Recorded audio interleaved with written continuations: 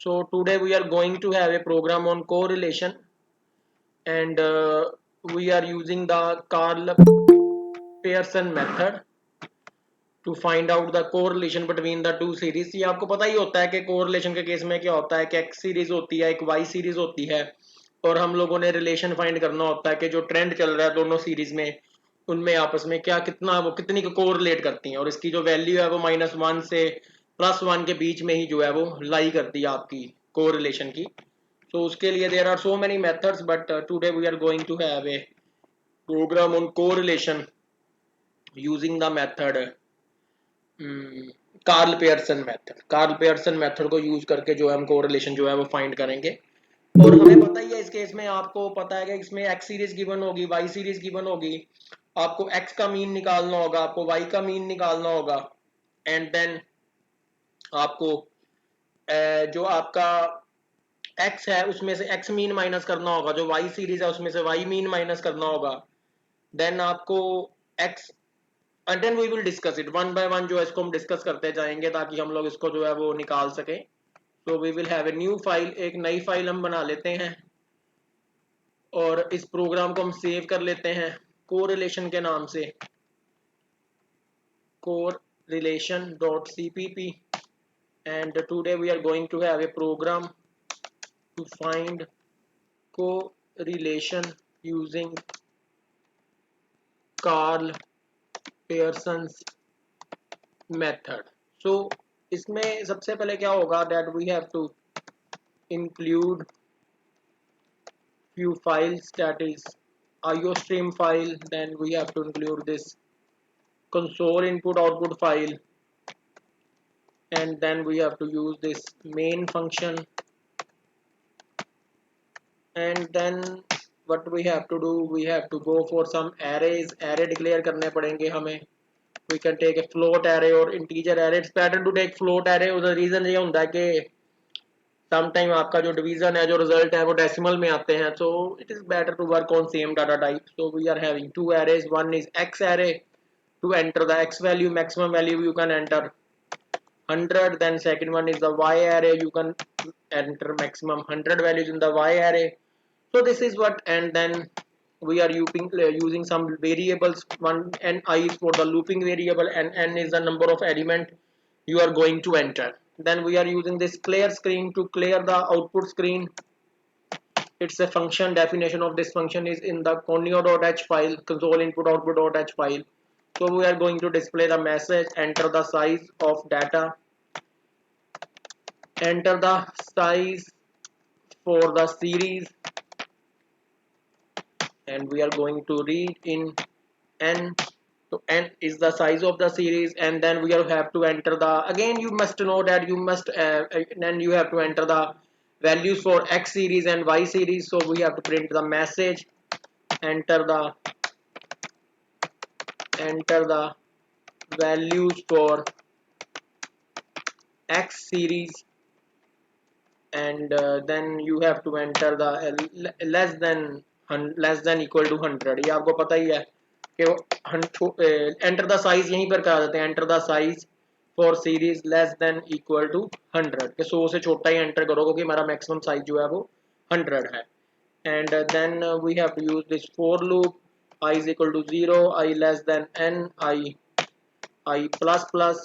And इसमें हम लोग बेसिकली क्या कर सकते हैं कि we can enter the values, और वो हमारी सीन कहाँ पे चली जाएगी, x के अंदर. तो x में हमारी वैल्यू जो है वो एंटर हो जाएगी. Same you have to use that same loop to enter the values in the y series. Enter the values for the y series. तो आपकी y सीरीज के लिए वैल्यूज आपने एंटर करनी है. You have to use this for loop, for is equal to 0, then i less than equal to n, i plus plus, and then आपकी जो values है वो आपके जो y array है उसके अंदर जो आपकी वैल्यूज है वो एंटर हो जाएंगी. तो दिस मीन टू से हमने जी y x हमने इनपुट करवा दिया है, हमने x भी इनपुट करवा दिया है, और हमने y जो है उसको भी हमने जो है वो इनपुट करवा दिया है. Then but we have to find out the mean. First of all हमने x और y सीरीज का मीन फाइंड करना है.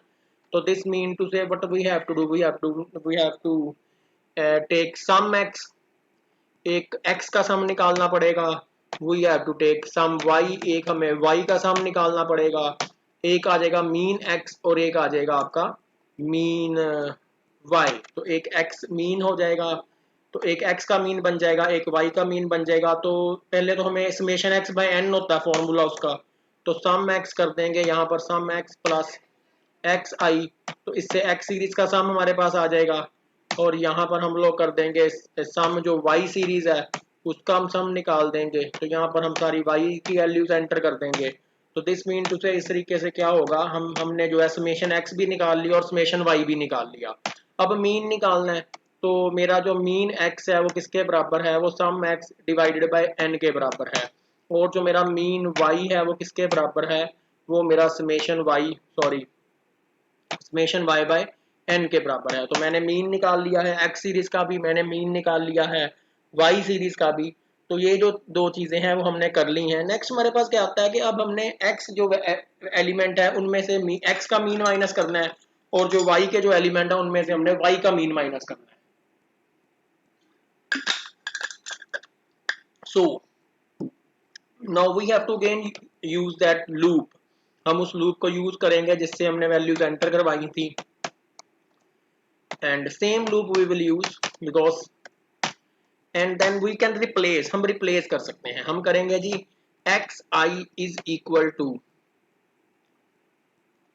X i minus m x. तो एक्स की आइटम में से मीन हमने माइनस करके जो वैल्यू आई उसको एक्स आई में ही डाल दिया, और वाई आई में भी हमने मीन माइनस करना हर इंडिविजुअल वैल्यू में से। तो वाई आई में से हमने आपका जो मीन वाई है उसको माइनस कर दिया। तो हमने जो अगले कंसेप्ट था कि हमने एक्स में से एक्स का मीन माइनस करना है और वाई में से वाई का मीन माइनस करना है, ये जो है वो हमने माइनस कर दिया।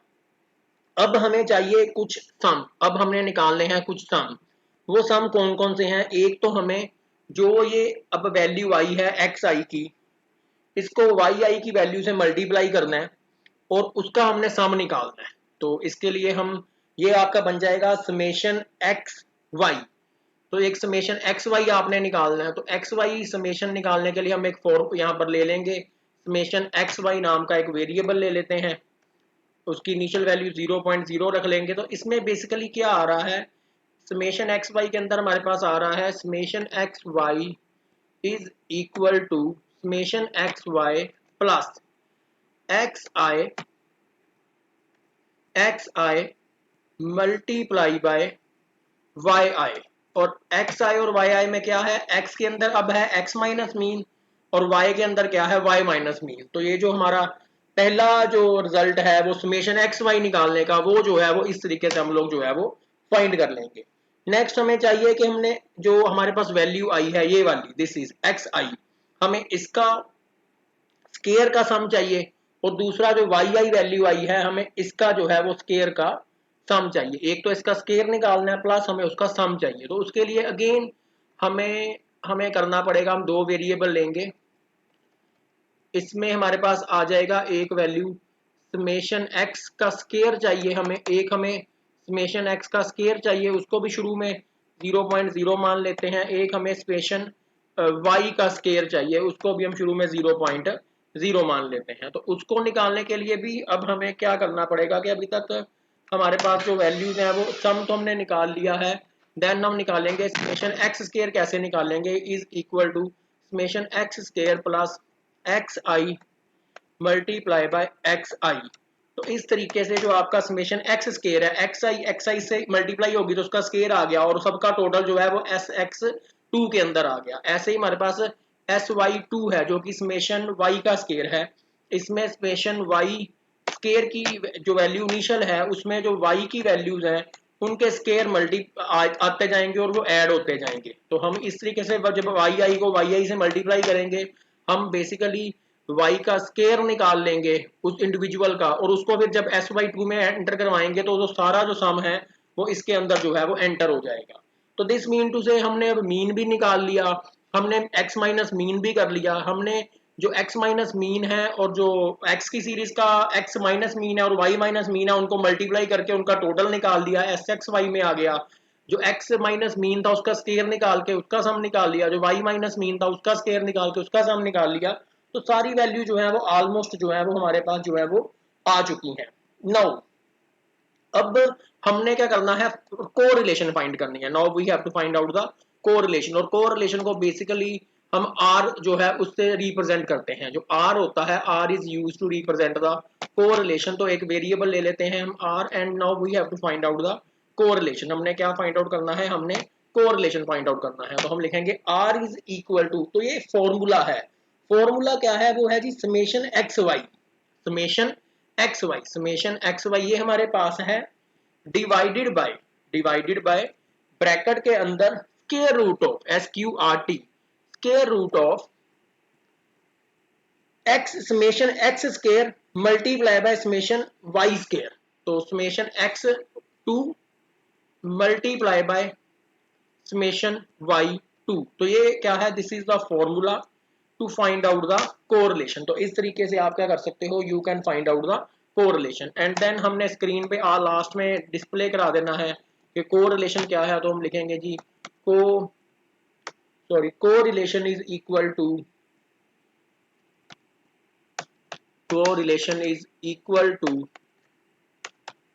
किसके इक्वल है हमारी कोरिलेशन, वो आर के इक्वल है। And then get C H, get C H हमने यूज किया, and then brace, and then इसको हम कर लेते हैं एक बार save, that is very important.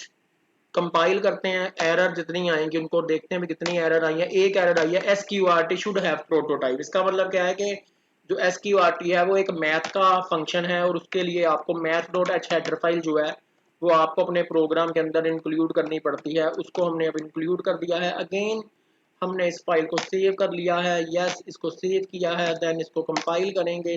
Again two error include, तो इंक्लूड का स्पेलिंग गलत कर दिए।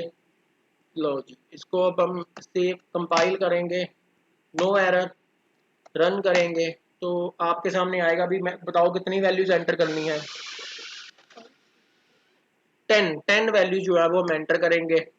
तो पहले कहता जी एक्स के लिए वैल्यू एंटर करो 10, 40, 48, 39, 82, then 87, 72, then we are having 65, then 68, then 70, then 59, and then we are having the y series। हमें y के लिए वैल्यूज एंटर करनी है 38, 48, 73, then 76, then 82, then we have to enter the other value that is 68, then 59। तो जो हमें given है values वो हम एंटर कर रहे हैं 69, 65 एंड देन 52। तो हमने वैल्यूज एंटर कर दी हैं। देन हमने जब एंटर किया तो हमें कोरिलेशन मिला कि और एक्स और वाई सीरीज के अंदर जो कोरिलेशन है वो 0.684 है। तो 0.684 इज द कोरिलेशन, एंड बिल्कुल ठीक है क्योंकि मैंने बुक का ही किया है, सम उसी की वैल्यूज एंटर की हैं, तो सारे जो वैल्यूज हैं बिल्कुल ठीक आई हैं। तो this is how you can find out the correlation using the Karl Pearson method. तो हमने यहाँ पर फाइंड किया है coefficient of correlation between the X and Y series, and we are using the Karl Pearson method. तो हमने basically क्या find out किया है, कोफिशिएंट ऑफ द कोरिलेशन। तो हम कोफिशिएंट ऑफ कोरिलेशन जो है वो हमने फाइंड आउट कर लिया है, एंड हमने जो मेथड यूज किया है वो कार्ल पियर्सन का मेथड जो है वो यूज किया है। तो इसका रिजल्ट -1 और +1 के बीच में ही आता है, तभी कोरिलेशन सही होता है। तो हमारा रिजल्ट जो है वो -1 और +1 के बीच में ही आया है। तो if you have any doubt you can ask, अगर आपके मन में कोई डाउट है तो आप पूछ लो।